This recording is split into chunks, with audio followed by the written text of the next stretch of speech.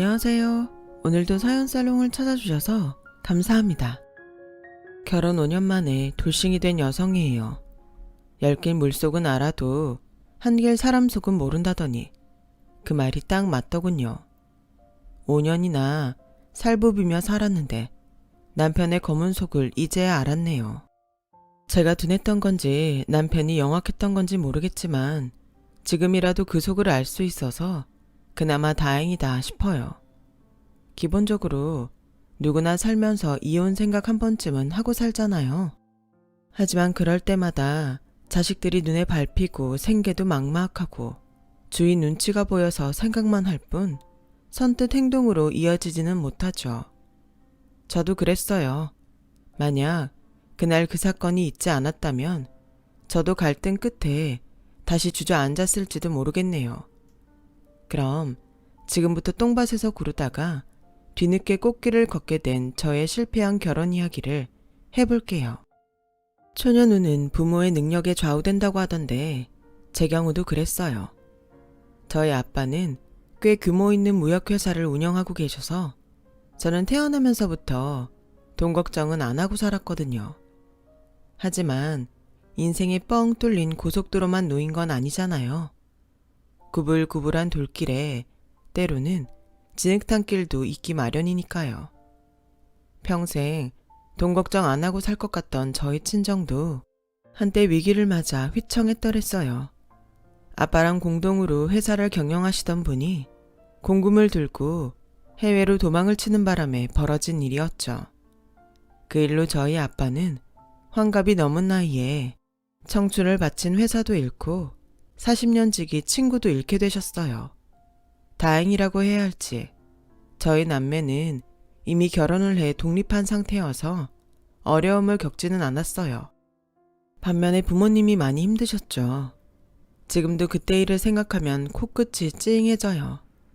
자식들 걱정할까봐 겉으로 티도 안 내시고 속으로 피눈물을 흘리셨거든요.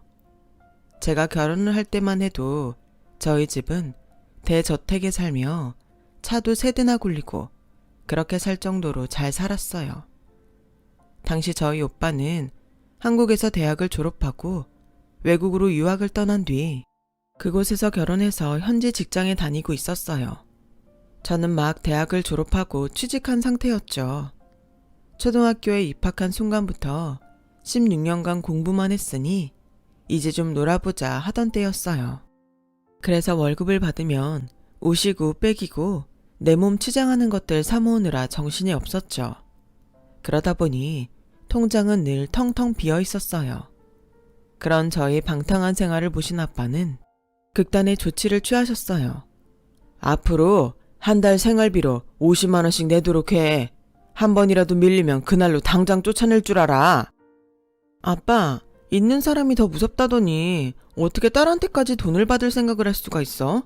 다른 집 부모들은 자식한테 못해줘서 안달인데 딸내미가 피땀으로 번 50만 원 받아서 얼마나 더 부자가 되려고 그래? 좋아, 이참에 나 독립할 거야. 말은 호기롭게 던졌지만 수중에 100만 원도 없던 저는 눈칫밥 먹어가며 부모님 집에 붙어있을 수밖에 없었어요. 그리고 매달 피 같은 50만 원을 엄마 손에 따박따박 놓아드렸죠. 세금 떼고 나면 200만 원도 안 되는 월급에서 매달 50만 원이나 내려니 손이 바들바들 떨리더라고요. 그때 돈의 무게를 알게 되었어요. 월급에서 카드값이며 교통비, 기타 비용을 해결하느니 늘 돈에 쪼들렸고 그래서 아침마다 도시락을 싸기 시작했어요. 생활비를 내고 있으니까 당당하게 냉장고 속 반찬을 양껏 먹을 수 있으니 도시락은 공짜인 거죠. 그렇게 식비를 아껴가며 반강제적인 알뜰한 생활을 하고 있었는데 그런 제 모습이 남들 눈에는 괜찮은 여자로 보였던 모양이에요. 결혼 정년기에 든 남자 직원들이 제게 대시를 많이 하더라고요. 제 남편도 그중 하나였어요. 하지만 저는 결혼이 급한 게 아니라 학창시절 못해본 연애도 해보고 나름 인생을 즐기고 싶었던 터라 칼같이 그들을 쳐냈죠. 그런데 참 아이러니하게도 이런 제 모습이 그들로 하여금 승부욕을 돋게 했던 모양이에요. 졸지에 회사에서 인기녀로 등극해 문 남성들의 시선을 받게 된 거예요. 솔직히 싫지는 않았어요. 인기가 있다는 건 그만큼 나한테 매력이 있다는 거니까요. 그러던 어느 날이었어요. 그날은 회사 야유회가 있던 날이었는데 저녁 식사 자리가 술판으로 이어지게 된 거예요. 거기서 진실 게임을 했는데 남편이 그 틈을 타 제게 고백을 한 거예요. 술 기운이었는지 아니면 저도 내심 남편이 마음에 있었던 건지 남편의 고백을 받아주었고 그날부터 우린 공개 연애를 하게 되었어요. 다행히 저희 회사가 사내 연애를 금지하는 분위기가 아니어서 다행히 별 탈 없이 연애를 할 수 있었어요. 남편은 중산층 가정에서 태어나 여느 대학생들처럼 아르바이트를 하며 자기 힘으로 학비를 벌었다더라고요. 그래서 그런가 경제관념이 철저했어요. 은행 이율이며 재테크에도 빠삭했죠. 그런 남편에 비해 저는 유치원생이나 다름없었어요. 그래서 남편과 사귀는 동안 난생 처음 용돈 기입장까지 쓰며 돈 관리를 배워나갔어요. 그러자 이런 저의 변화를 본 아빠는 누군지 몰라도 네가 짝은 잘 만난 것 같구나. 시간 날 때 회사로 한번 데리고 와라. 맛있는 거 사줄 테니.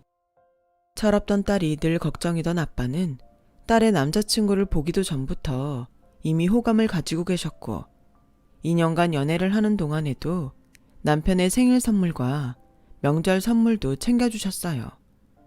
일찌감치 사윗감으로 점 찍은 것처럼 말이에요. 상황이 그렇다 보니 결혼 얘기가 나왔을 때도 저희 집에서는 당연한 수순이라는 분위기였어요. 그건 시댁도 마찬가지였죠.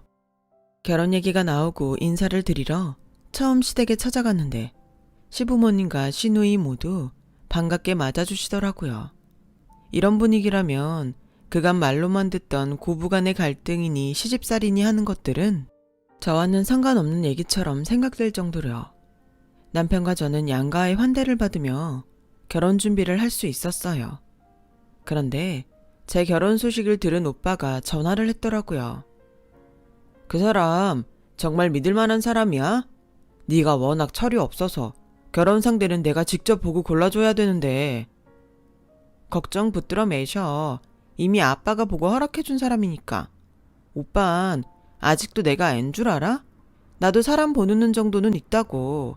그러니까 내 걱정 말고 오빠 일이나 신경 쓰라고요. 그래도 오빠라고 여동생이 결혼한다니 걱정이 되긴 했던 모양이에요.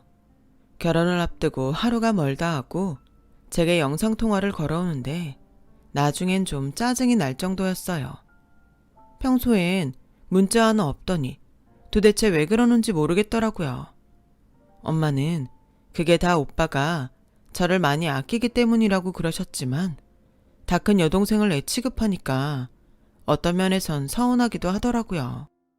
오빠가 남편을 처음 본 건 결혼식을 앞둔 이틀 전이었어요.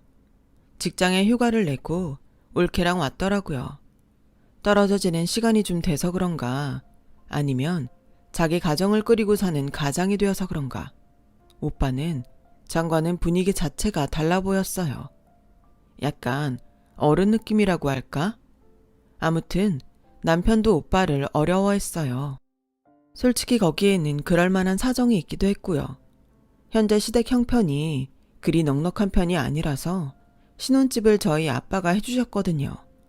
그런데 그 얘기를 들은 오빠가 그걸 못마땅해 한 거예요. 없으면 없는 대로 전세로 시작하든 월세로 시작하면 될 일이지 굳이 부모님 돈으로 시작을 해야겠니? 이게 무슨 독립이야. 그러니까 내가 아직 널 어른이라고 생각 않는 거라고. 너도 너지만 그렇다고 그걸 덥석 받는 네 남편도 정말 마음에 안 들어. 애초에 능력이 안 되면 결혼을 서두를 필요 없었잖아. 벌어서 능력이 되면 그때 해도 되는데 왜 지금이야? 아, 이래서 내가 직접 보고 골랐어야 하는 건데. 오빠 말이 다 맞는 말이긴 했지만 당시에 이런 오빠의 태도가 고깝게만 느껴졌어요. 마치 저희 부부를 벽장에 숨겨놓은 곶감 빼먹듯 아빠 재산에 손대는 사람 취급하는 것처럼 들렸으니까요. 그래서 저도 감정부터 앞세웠죠. 왜? 나중에 오빠가 받을 유산 줄어들까봐 아까워서 그래?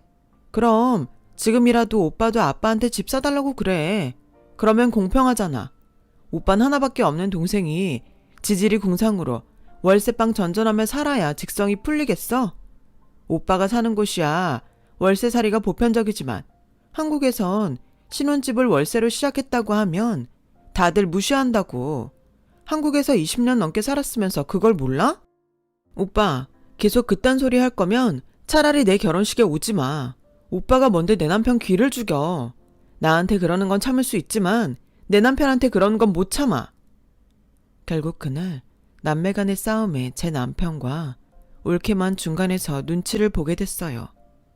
결혼 전에 즐겁게 밥 한 끼 먹자고 모인 자리였지만 결국 네 사람 모두 소화제를 먹을 정도로 꽉 채해버렸죠. 아무튼 약간의 소동이 있긴 했지만 무사히 결혼식도 치렀고 단꿈 같은 신혼여행도 다녀온 우리 부부는 본격적으로 신혼생활을 시작했어요. 결혼을 하면서 직장을 그만둔 저는 요리학원이며 소싱클래스 수업을 들으며 본격적으로 본업주부의 삶을 시작했어요. 남편도 결혼하고 얼마 안 돼 회사에서 승진을 했고 시댁에선 이게 다 복덩이 며느리를 들인 덕분이라며 좋아했어요. 남편도 저희 친정 부모님께 아들처럼 살갑게 굴었고 덕분에 저희 부모님은 아들의 빈자리를 덜 아쉬워하셨죠. 그때까지만 해도 지금의 행복이 영원할 줄만 알았어요. 그런데 결혼하고 불과 1년 남짓 지난 어느 날 저희 친정이 폭삭 주저앉고 만 거예요. 앞에서 말씀드린 동업자의 횡령 사건이었죠. 그 일로 회사가 휘청하자 아빠는 가지고 있던 땅이며 주식, 심지어 살고 있던 집까지 팔아 직원들 월급과 퇴직금을 챙기셨어요. 당신을 믿고 지금껏 따라준 사람들을 모른 척 할 수 없다는 게 이유였죠. 정작 당신은 집 한 칸 없이 말년에 월세살이를 하면서 말이죠. 사실 그 당시엔 저희 친정 형편이 그렇게 어려운 줄 몰랐어요. 저희 부모님은 혹여 자식들이 걱정할까봐 내색하지 않고 지내셨거든요. 아빠가 무슨 일을 하는지도 그땐 몰랐어요. 그저 예전에 알고 지내던 지인 덕분에 취직을 했다는 것만 알고 있었을 뿐이었죠. 그동안 대저택에서 살던 부모님이 방 2칸짜리 빌라로 이사를 하게 되자 짐을 다 가져갈 수 없어서 제 물건은 저희 집으로 가져왔어요. 그랬더니 이미 신혼살림으로 가득 채워진 집에 방 하나 분량의 짐이 들어오자 집이 답답하게 변했어요. 그러자 남편이 짜증을 내더라고요. 그냥 버리든가 남 주면 안 돼? 집이 이게 뭐야. 발 디딜 틈도 하나 없잖아. 정 안 되겠으면 아버님께 말씀드려서 컨테이너라도 하나 빌려 쓰시라고 그래. 그게 얼마나 한다고 우리 집에 짐을 싸. 부자가 망해도 3년은 간다는데 설마 그 정도 할 여유도 없는 건 아니지? 저같은 일이라면 자다가도 벌떡 일어나던 사람이 장인 사업 망했다는 얘기를 듣고부터는 남의 집 얘기하듯 하기 시작했어요. 그게 서운해서 싸우기도 많이 싸웠죠. 그러다 하루는 엄마 생신을 맞아 남편과 함께 친정에 갔는데 엄마가 한우 스테이크를 준비하셨더라고요. 밖에서 맛있는 걸 사드리려고 했는데 한사코 거절을 하시며 그냥 집에서 먹자고 하시더니 한우를 준비하셨던 거예요. 전에 쓰던 멋진 그릇 세트를 꺼내 상을 차리니 이제야 친정에 온 것 같은 기분이 들었어요. 그렇게 기분 좋게 저녁을 먹고 집으로 들어오는데 남편이 차에서 피식 웃으며 그러는 거 있죠. 빚지고 사는 사람은 고기도 숨어서 먹으라 했는데 너희 부모님은 그 좁은 집에 살면서도 할 거 다 하고 한우까지 먹고 산다니? 대단하다. 이러니 직장인들만 불쌍하다는 소리를 하는 거라고. 오너들은 망해도 할 거 다 하고 먹을 거 다 먹고 살잖아. 안 그래? 자기야, 무슨 말을 그렇게 해. 우리 아빠 평생을 다 바쳐 일군 회사 하루아침에 남의 손에 넘기면서도 당신 살 길 찾는 대신 전 재산 다 털어서 직원들 월급이며 퇴직금부터 챙기셨어. 먹을 거 다 먹고 산다고? 엄마가 당신들 먹자고 한우 사셨겠어? 사위 온다니까 준비하신 거지. 그런데 어쩜 말을 그렇게 하냐? 그리고 말이 났으니 말인데 우리 집 망하고부터 자기 변한 거 알아? 평소엔 별일 없어도 양주며 과일 사들고 처갓집 문턱 닳도록 드나들던 사람이 장모 생신인데 딸랑 케이크 하나 사들고 왔잖아. 그뿐이야. 전에는 아버님, 어머님 하던 사람이 이젠 니네 부모? 사람이 그러는 거 아니야. 우리 부모님이 그동안 당신한테 어떻게 했는데? 누군 안 해드리고 싶어서 그러냐? 너도 알다시피 나 혼자 벌이를 어떻게 전처럼 해드리냐? 그리고 승진하면 월급만 오르는 줄 아니? 그만큼 업무량도 느는 거라고. 넌 결혼하고 지금껏 집에서 편히 살아서 모르나 본데 요즘 나 회사에서 얼마나 쪼이는 줄 알아? 하루에도 12번씩 사표 던지고 싶은 거 꾹 참고 사는 거라고. 그래도 전에는 회사 관두면 장인어른 회사에도 들어갈 수 있다는 희망이 있었지. 지금은 그것도 안 되잖아. 나도 정말 살기 힘들다고. 따지고 보면 남편 말이 다 틀린 것도 아니었어요. 뻔한 직장인 월급으로 우리 식구 사는 것도 빡빡한데 저희 친정까지 돌보는 건 무리니까요. 그래서 제가 다시 일을 시작해야겠다 생각했어요. 그런데 생각만큼 취업이 쉽지 않더라고요. 경력이 많은 것도 아니고 2년 넘게 경력 단절이 된 터라 선뜻 절 받아주는 회사가 없었거든요. 그래서 하루는 오빠한테 전화해 하소연을 했더니 화를 내지 뭐예요. 야, 이 기집애야. 네가 몸 편하고 돈 많이 주는 직장만 고르니까 없지. 왜 취직 자리가 없어? 정 안 되면 편의점 파트타임이라도 네가 나가서 돈 벌면 되잖아. 배부른 소리 할 거면 끊어. 오빠라고 하나 있는 게 동생 걱정은 못 해줄 망정 성질만 내더라고요. 솔직히 그때는 내가 어떻게 그런 일을 해? 라는 생각이 가슴에 박혀 있었던 것 같아요. 오빠 말대로 남들 보기 그럴듯한 직장만 찾아 헤맨 거죠. 오빠한테 전곡을 찔리니까 아프기도 했지만 정신도 확 들더라고요. 그래서 정규직, 비정규직 할 거 없이 다 찔러봤어요. 그랬더니 몇 군데서 면접 보러 오라고 연락이 오더라고요. 그렇게 들어간 회사는 소규모의 광고 대행사였어요. 전에 다니던 직장에 비하면 월급도 적고 복지도 형편없었지만 그래도 저를 받아준 유일한 회사라서 감지덕지하고 다니게 되었죠. 오랜만에 출근을 하려니까 몸도 마음도 많이 지치더라고요. 그래서 집안일도 전보다 소홀해지고 부모님한테 연락도 뜸하게 됐어요. 그렇게 새 직장에 적응을 하느라 한창 바쁜 나날을 보내던 어느 날 엄마가 전화를 했더라고요. 화가 잔뜩 나서는 말까지 더듬으면서 울먹이더라고요. 그런데 얘기를 들어보니 그럴만도 하더라고요. 그동안 아빠가 저한테는 비밀로 하고 오피스텔 경비 일을 하고 계셨는데 하필 거기에 제 남편이 왔더래요. 거래처 사무실이 그 건물에 있었던 거죠. 그런데 그 다음이 문제였어요. 네 아빠한테 발레 파킹을 해달라길래 해줬더니 사람들 앞에서 보란듯이 TV라며 껌을 한 통 주드랜다. 다른 사람도 아니고 어쩜 사위란 놈이 장인한테 그럴 수가 있니? 경비라는 장인이 창피하면 모른 척을 하면 그만이지. 꼭 사람들 앞에서 그렇게 망신을 줘야 해. 그랬으면 나중이라도 그땐 사람들 앞이라 죄송했다고 사과라도 하든지. 어떻게 이럴 수가 있니? 엄마 얘기를 듣는데 제가 다 손이 벌벌 떨리더라고요. 그 자리에서 경비 옷을 입은 채 사위를 만난 아빠는 얼마나 창피했겠어요. 자식들에게만큼은 들키고 싶지 않으셨을 텐데 말이죠. 그래서 그날 밤 남편한테 물었어요. 며칠 전에 아빠 만났다며? 왜 나한텐 얘기 안 했어? 야, 내가 진짜 쪽팔려서 말이 다 안 나오더라. 거래처 갔더니 거기 경비로 계시더라고. 회사에선 너네 집 망한 거 모르는데 내가 어떻게 저 사람이 내 장인이다 그럴 수가 있겠냐? 쪽팔리게. 장인어른도 그렇지 하고 많은 일 중에 경비가 뭐냐? 자식들 얼굴에 먹칠할 일 있냐고. 말이 났으니 말인데 네가 아버님께 말씀드려서 거기 일 그만두라고 해. 그 건물에 거래처가 있어서 자주 들리게 될 텐데 혹시라도 사람들이 내가 사위인 거 알면 뭐라 그러겠어? 아, 내가 진짜 쪽팔려서 원. 뭐? 쪽팔려? 그래서 우리 아빠한테 팁으로 껌들였니? 너 안 쪽팔리려고? 그럼 우리 아빤 자존심도 없는 줄 알아? 쪽팔리다고? 우리 아빠 등에 업고 호가호위할 땐 그렇게 좋아하더니 이젠 쪽팔리다고? 너 그러는 거 아니야. 사람 일 어떻게 될지 모르는 거라고. 우리 아빠가 언제고 저렇게 쓰러져 있을 것 같아? 돈 들고 도망친 아저씨만 잡으면 우리 집 전처럼 살 수 있다고. 그러자 남편이 깔깔대며 웃더라고요. 차라리 서울에서 김서방을 찾으라 그래라. 작정하고 돈 들고 튄 놈을 어떻게 잡냐? 일찌감치 꿈 깨셔.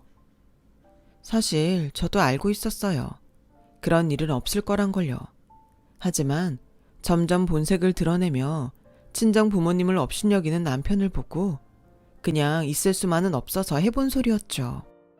그날 이후 남편과 저는 각방을 쓰기 시작했어요. 위기가 닥쳤을 때 진정한 내 편을 알게 된다고 친정이 망하자 돌변한 남편을 보니 이 사람은 절대 내 편이 아니란 생각이 들었거든요. 그런데도 선뜻 이혼을 할 수 없었던 건 부모님 때문이었어요. 이런 상황에 친정 망했다고 딸까지 이혼을 하면 더 상처가 되실 것 같았거든요. 그래서 이혼을 하더라도 제가 힘을 키운 뒤 아쉬울 거 없을 때 하자 생각하고 있었어요. 제 힘으로 부모님을 모시고 살 생각으로요. 그렇게 지옥 같은 시간이 이어졌어요. 남편과 저는 룸메이트, 그 이상도 이하도 아닐 정도로 냉랭하게 살게 되었어요. 그렇게까지 된 데는 일련의 사건 때문이었어요. 그날은 아빠 생신이었는데 남편이 저 혼자 다녀오라고 그러잖아요. 야, 먹을 거 없는 집엔 거지도 안 꼬이는 법이야. 결론은 사업 망한 장인한테 더 얻어먹을 게 없으니 안 간다는 얘기였죠. 그래? 그럼 나도 니네 집에 안 가도 되겠네. 지금껏 얻어먹은 것도 없고 앞으로도 얻어먹을 것도 없으니까.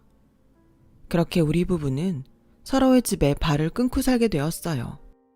종종 시어머니랑 시누이가 집으로 찾아와서 며느리 노릇도 안 하고 살 작정이냐고 한 소리를 하긴 했지만 한 귀로 듣고 한 귀로 흘렸어요. 주는 게 있어야 가는 것도 있다는 말을 하고 싶었지만 꾹 참았죠. 재입사를 한 지 2년쯤 지난 저는 이직을 했어요. 옮긴 회사는 이름이 있는 회사라 월급도 늘고 직원 복지도 좋았어요. 독을 품고 일해서 그런지 회사에서도 업무 능력을 인정받게 되었고 그럴수록 자존감도 높아지더라고요. 이제 얼마 안 남았다 싶었죠. 반면 남편은 점점 회사에서 입지가 좁아진 것 같더라고요. 그동안 잘난 척하 덕분에 사람들 앞에서 허세도 부리곤 했는데 저희 아빠 회사가 망한 게 알려진 후로는 회사 내에서 밀리기 시작했던 모양이었죠. 밤마다 맥주를 사들고 와서는 혼자 식탁에 앉아 한숨을 푹푹 쉬며 혼술을 하더라고요. 그 모습을 보니 불쌍하긴 했지만 그래도 남편이 친정 부모님께 한 짓을 생각하면 위로조차 해주고 싶지 않았어요. 그래서 모른 척 했어요. 그러던 어느 날이었어요. 오빠가 전화를 했더라고요. 아빠 회사 돈을 들고 미국으로 도망쳤던 아저씨를 잡았다고요. 그간 오빠가 탐정을 고용해 뒤를 밟아왔던 모양이었어요. 한인 사회가 큰 것 같아도 한 다리 건너 친구고 이웃이고 하니까요. 하지만 법정 싸움으로 가면 돈을 받을 때까지 몇 년이 걸릴지도 모르고 혹여 그쪽에서 대형 로펌이라도 끼고 달려들면 그나마도 제대로 보상을 못 받을 수도 있다고 해서 현찰로 받고 합의하는 게 좋을 것 같다며 아빠 좀 설득해보라고 하더라고요. 그걸 말이라고 해? 그런 인간은 콩밥을 먹여도 시원찮은데. 내 말은 일단 그렇게 하고 벌을 따로 받게 하면 되니까 오빠 말 들어. 어차피 한국에선 여러 건으로 소송이 걸려있는 상태잖아. 게다가 여기선 불법 체류 중이라 쫓겨나는 건 시간 문제라고. 평생 도망자로 살거나 한국에 들어가 벌을 받거나 둘 중 하나 아니겠어? 우리가 벌 안 줘도 그 사람은 발 뻗고 못 살 사람이야. 그럴 바엔 돈이라도 건지는 게 낫지. 결국은 아빠도 오빠 뜻에 따르기로 해서 얼마 뒤에 잃었던 아빠 돈의 일부를 찾을 수 있었어요. 그 일이 있고 몇 달이 지났을까요? 동료들과 점심을 먹고 들어왔는데 남편이 찾아왔더라고요. 죽다 살아난 사람처럼 얼굴에 화색이 돌아선 제 손을 덥석 잡았죠. 자기야, 우리 이제 살았어.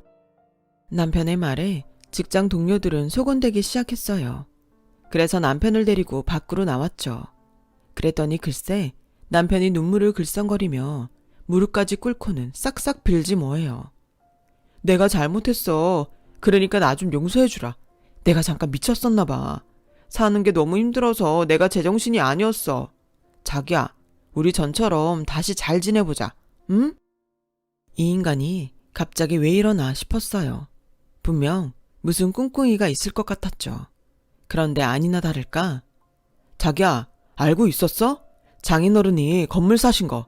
나 오늘 사무실 보러 갔다가 가서 장인어른 보고 깜짝 놀랐잖아. 아직 경비로 일하시는 줄 알았는데 무슨 돈이 생기셨는지 글쎄 건물주가 되셨지 뭐야. 사람이 죽으란 법은 없나 봐. 이렇게 또 나를 구해주시네. 자기야, 그래서 말인데 아버님께 나 사무실 하나만 내주면 안 되냐고 해봐. 아파트 담보로 대출을 받아도 한참 모자랄 판이었거든. 그게 무슨 소리야. 누구 맘대로 아파트를 담보로 대출을 받아? 그리고 사무실은 또 뭐고? 알고 보니 남편은 이미 회사에서 잘린 상태였더라고요. 재취업을 하려고 뛰어다녀 봤지만 생각대로 안 되자 창업을 하겠다고 마음을 먹은 거죠. 퇴직금에 적금을 깨도 부족해서 저 몰래 아파트 담보로 대출까지 받으려던 모양이었어요. 웃기고 있네. 누구 맘대로 아파트를 담보로 맡겨. 당신이 무슨 권리로. 그 아파트 우리 아빠가 내 이름으로 해준 집이야. 10원 한 장 안 보탠 주제 어디서 남의 재산을 노려. 그리고 우리 아빠가 건물을 사건 비행기를 사건 네가 무슨 상관이니? 먹을 거 없는 집엔 개도 안 간다고 발길 끄는 게 누구더라? 그래놓고 돈 냄새 맡자마자 거지같이 동냥그릇 들고 달려드니? 이거 완전 개쓰레기네. 야, 쓸데없는 소리 그만하고 짐 싸서 나갈 준비나 해. 그동안 내가 얼마나 이 날을 기다려왔는지 알아? 너 삐끗하는 날 이혼장 내밀려고 그간 이를 악물고 참아왔어. 자기야, 왜 이래? 내가 잘못한 건 사실이지만 그간 같이 산 정이 있지. 어떻게 이러니? 넌 동정심도 없어? 동정심 같은 소리하고 자빠졌네. 은혜도 모르는 놈한테 동정심이고 나발이고 필요 없으니까 닥치고 내 집에서 당장 나가. 저는 울며 매달리는 남편을 밀치곤 사무실로 들어왔어요. 어찌나 화가 나던지 손이 바들바들 떨릴 정도였죠. 그렇게 저는 5년간의 결혼 생활을 끝으로 돌싱이 되었어요. 지금은 제 아파트에서 부모님과 함께 살고 있어요. 사계절이 있는 것처럼 인생의 봄날도 있고 가을, 겨울도 있는 것 같더라고요. 이제 겨울이 갔으니 다시 봄이 오겠죠. 언제 떠날지 모를 봄이지만 여한이 남지 않도록 부모님과 함께 실컷 즐길 생각입니다. 여러분도 인생의 봄날을 맞으시길 바래요. 지금까지 제 사연을 들어주셔서 감사드려요. 여러분, 사연 댓글에 응원과 현명한 조언 부탁드려요. 좋아요와 구독은 저에게 큰 힘이 됩니다. 오늘도 좋은 일 가득하세요.